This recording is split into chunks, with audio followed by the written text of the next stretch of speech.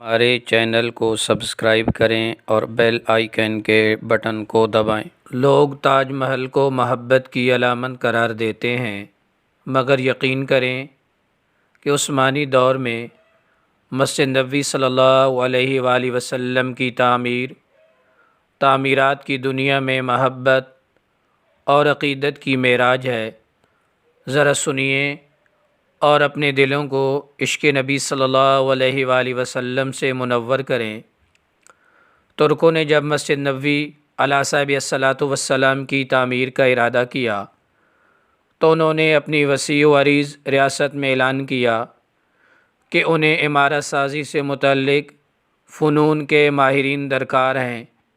اعلان کرنے کی دیر تھی کہ ہر علم کے مانے ہوئے لوگوں نے اپنی خدمات پیش کیں۔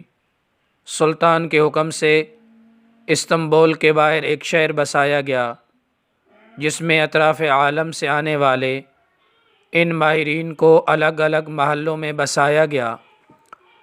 اس کے بعد عقیدت اور حیرت کا ایسا باب شروع ہوا جس کی نظیر مشکل ہے۔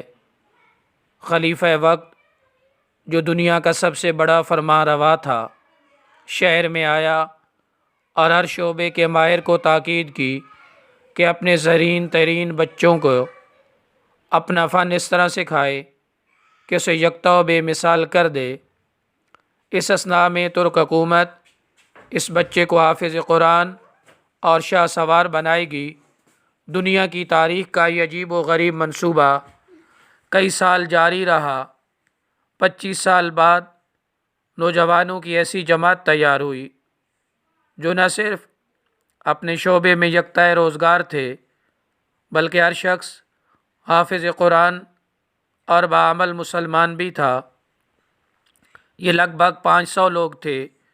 اسی دوران ترکوں نے پتھروں کی نئی کانیں دریافت کیں، جنگلوں سے لکڑیاں کٹوائیں، تختے حاصل کیے گئے، شیشے کا سامان باہم پہنچایا گیا۔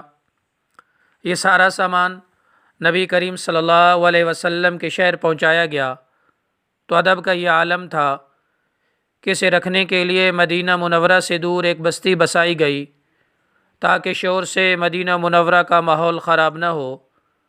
نبی صلی اللہ علیہ وسلم کے ادب کی وجہ سے اگر کسی پتھر میں ترمیم کی ضرورت پڑتی تو اسے واپس اسی بستی بھیجا جاتا۔